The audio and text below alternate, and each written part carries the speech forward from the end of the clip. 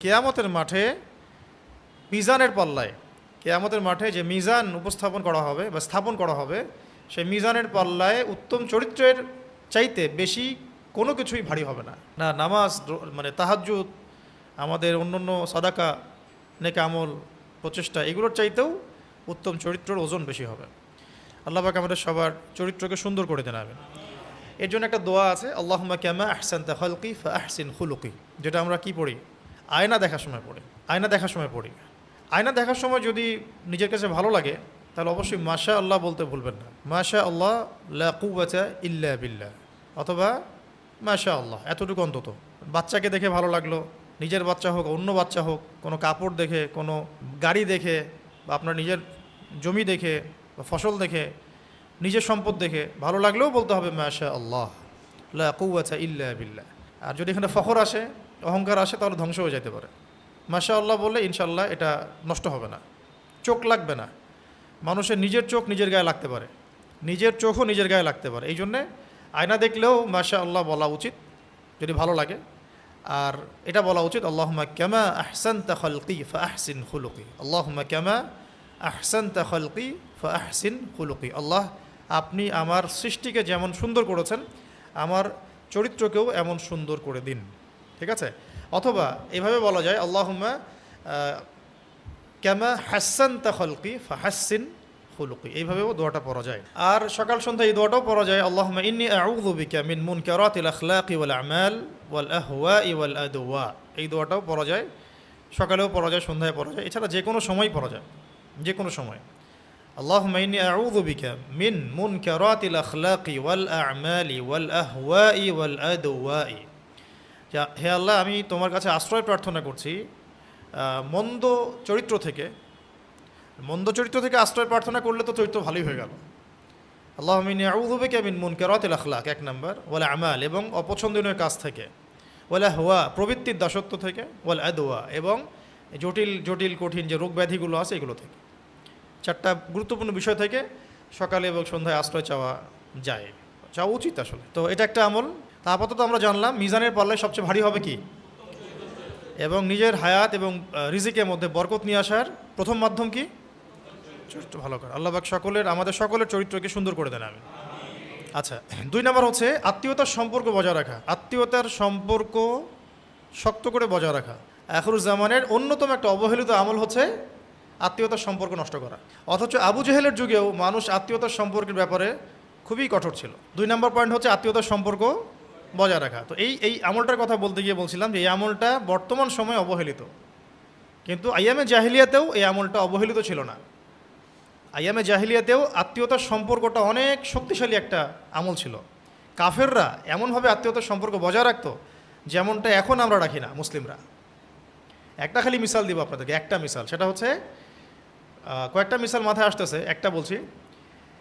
যে আপনারা সিরাত পড়লে দেখবেন, পুরো সিরাতটা পড়লে দেখবেন, মক্কার 13 বছরে নবী সাল্লাল্লাহু আলাইহি ওয়াসাল্লাম এবং সাহাবায়ে কেরামকে 3 বছর সামাজিকভাবে বয়কট করা হয়েছে। রাসূল সাল্লাল্লাহু আলাইহি ওয়াসাল্লামকে এবং বনু হাশিমকে। কোন গোত্রকে? কেন বনু হাশিমকে? কারণ নবী সাল্লাল্লাহু আলাইহি ওয়াসাল্লাম বনু হাশিম গোত্র থেকে আসছেন। অন্য গোত্রগুলোকে কিন্তু বয়কট করা হয় নাই, শুধু নবী সাল্লাল্লাহু আলাইহি ওয়াসাল্লাম এবং বনু হাশিম গোত্রকে বয়কট করা হয়েছে সামাজিকভাবে। কারণ কাফেররা বারবার চাপ দিচ্ছিল, রাসূল সাল্লাল্লাহু আলাইহি ওয়াসাল্লামকে আমাদের হাতে উঠিয়ে দাও। কিন্তু অমুসলিম হওয়া সত্ত্বেও, ইসলাম কবুল না করা সত্ত্বেও বনু হাশিম এই কাজটা করে নাই তখন। আবু তালেব সামন থেকে প্রোটেক্ট করেছেন, না আমার ভাতিজাকে আমি দেবো না, তোমরা যা ইচ্ছা করো, আমি মাটির তলে দাফন হওয়া পর্যন্ত আমার ভাতিজার গায়ে একটা হাত দিতে পারবো না তোমরা। যদিও তিনি মুসলিম হন নাই, যদিও তিনি ইসলাম কবুল করেন নাই, আমার ভাতিজা, এই যে শব্দটা, আমার ভাতিজার গায়ে একটা ফুলের টোকা পর্যন্ত পড়তে দিব না আমি যতদিন পর্যন্ত বেঁচে আছি, তোমরা যা করার করো। শুধু একবার গিয়ে উনি বলেছিলেন, আমার বয়স হয়েছে, আমার বৃদ্ধ কাঁধে অতিরিক্ত বোঝা দিও না হে মুহাম্মদ সাল্লাল্লাহু আলাইহি ওয়াসাল্লাম। নবী সাল্লাল্লাহু আলাইহি ওয়াসাল্লাম বলেছেন, আমার এক হাতে চাচা ওরা সূর্য এনে দিলে, আর এক হাতে চাঁদ এনে দিলেও আমি এখান থেকে থামবো না। হয় আমি ইসলামের দাওয়াত দিতে দিতে নিজেই হালাক হয়ে যাব, না হলে এই দিন অবশ্যই মাশরিক মাগরিবে বিজয় লাভ করব। এই ছিল ওনার ডিটারমিনেশন।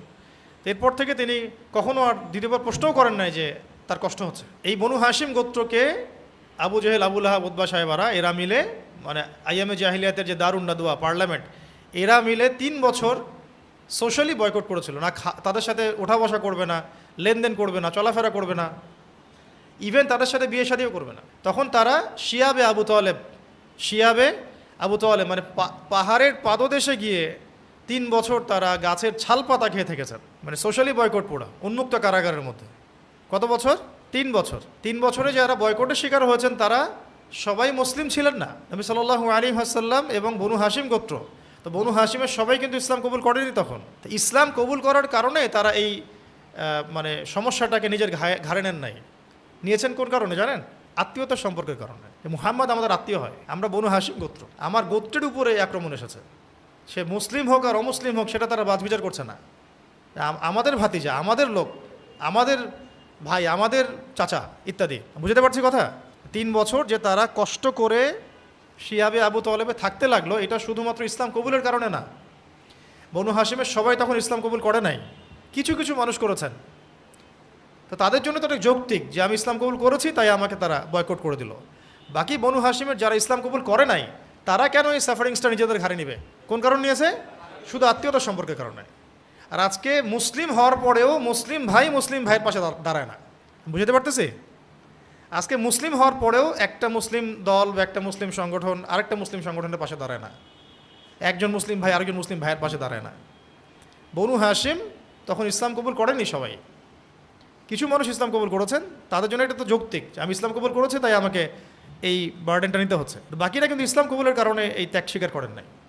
আমার গোত্রের মানুষ কষ্টে আছে তাই আমি ওখানে গেছি, আমার ভাতিজা কষ্টে আছে তাই আমি তাকে সাপোর্ট করতে গিয়েছি। তার এখান থেকে কত বড় শিক্ষা আছে দেখেন। আত্মীয়তার সম্পর্ক তারা আইএমএ জাহিলিয়াতেও রক্ষা করতো, সে আত্মীয়তার সম্পর্ক আজকে আখিরুজ্জামানে মানে উঠে গেছে বললেই চলে। ইল্লা মাশাআল্লাহ, কিছু কিছু জায়গায় বাদ দিয়ে, খাস করে শহর কেন্দ্রিক জীবন ব্যবস্থা আমরা যারা থাকি, আমাদের মধ্যে এই মানে আত্মীয়তার সম্পর্কে যে বন্ডিং, এটা দিন দিন কমতেছে। কমতে এমন একটা পর্যায়ে যে এখন তো ওই হাদিসের উপর আমল হচ্ছে যে পিতা সন্তানকে হত্যা করছে, সন্তান পিতাকে হত্যা করছে, ভাই ভাইকে হত্যা করছে, আরেক ভাইকে হত্যা করছে। এমনটা হচ্ছে না? এটাও কিন্তু আখিরুজ্জামানের হাদিস, শেষ জামানায় এরকম হবে যে আত্মীয়তার বন্ধন যেমন নষ্ট হয়ে যাবে, একইভাবে ভাই ভাইকে হত্যা করবে, পিতা সন্তানকে, সন্তান পিতাকে, সন্তান মাকে এভাবে হত্যা করবে। এখন দেখেন এগুলো চলছে, এবং পরিসংখ্যানটা কিন্তু খুব অল্প না, অনেক ভালো, রেশিও কিন্তু অনেক ভালো। তো আল্লাহ পাক আমাদেরকে আত্মীয়তার সম্পর্ক বজায় রাখার তৌফিক দান করেন। এই বিষয়ে একটা হাদিস বলি, তারপরে আমরা পরের টপিকে যাচ্ছি।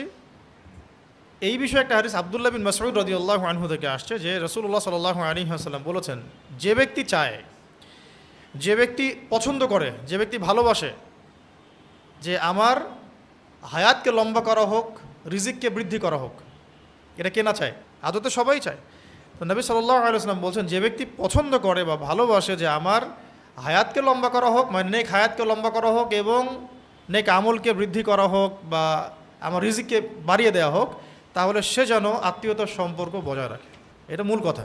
তো আত্মীয়তার সম্পর্ক বজায় রাখলে নেক হায়াতে বরকত হবে, রিজিকের মধ্যেও বরকত হবে। তখন ওই হাদিসের আমল হয়ে যাবে যে ওই ব্যক্তি সৌভাগ্যবান যার জন্য নেক হায়াতকে লম্বা করা হয়েছে, নেক আমলকে বৃদ্ধি করা হয়েছে। এটার জন্যে আমরা কি করতে পারি?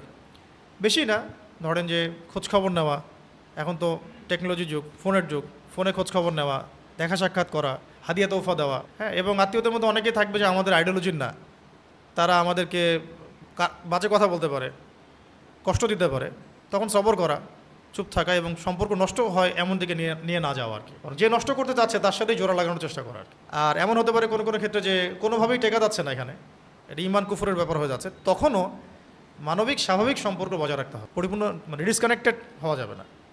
অসুস্থ হয়ে গেছে দেখতে যাওয়া, ইন্তেকাল করলে অবশ্যই জানাজা যাওয়া, হ্যাঁ, কোনো সমস্যায় পড়লে তার বিপদে সাহায্য করা, মানে যেভাবে হোক এই হাদিসটা মাথায় রাখা যে আমাকে আত্মীয়তার সম্পর্ক ছিন্ন করা যাবে না, তার কিছু উপকার করলে আমার রিজিকে বরকত হবে, আমার হায়াতে বরকত হবে।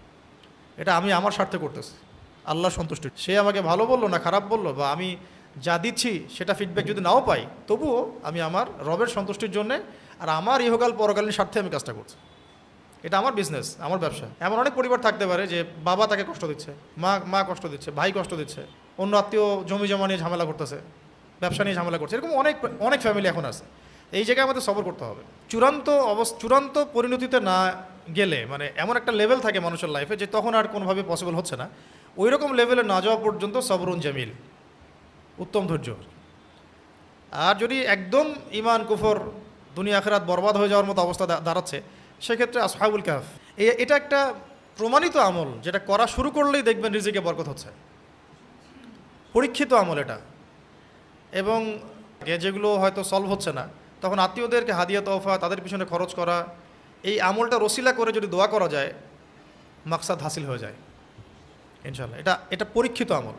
2 নম্বর, প্রথম পয়েন্টটা কি ছিল? এই প্রসঙ্গে একটা হাদিস বলেছিলাম, কিয়ামতের মাঠে মিজানের পাল্লায় সবচেয়ে ভারী হবে কি? ওই টপিকে আরেকটা হাদিস ছিল, ওটা বলতে ভুলে গিয়েছিলাম, এখন মনে পড়েছে, বলে দিই। নিশ্চয়ই মুমিন ব্যক্তি শুধুমাত্র উত্তম চরিত্রের দ্বারা, শুধু উত্তম চরিত্রের দ্বারা সে দিনে সিয়াম পালনকারী এবং রাতে কিয়ামকারী এই ব্যক্তির সমতুল্য হয়ে যায়।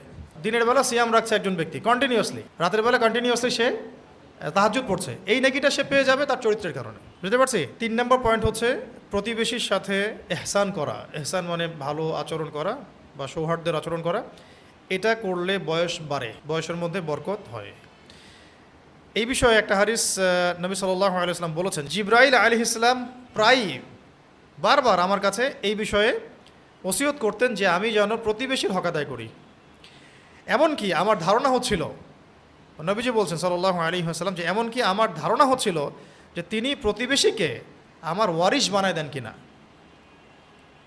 মানে প্রতিবেশীকে আমার ওয়ারিশ বা অংশীদার বানায় দেন কিনা, সম্পত্তির ওয়ারিশ বানায় দেন কিনা। যেমন একজন ব্যক্তির ওয়ারিশ থাকে না, ছেলে মেয়ে স্ত্রী সন্তান ইত্যাদি।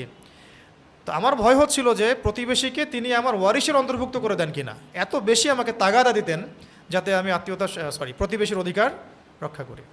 খেয়াল করে দেখবেন নবী সাল্লাল্লাহু আলাইহি ওয়াসাল্লামের বাসায় যদি সামান্য কিছু রান্না হতো, তিনি বলতেন যে ঝোলটা বেশি করে দাও যাতে করে প্রতিবেশীকে দিয়ে আসা যায়।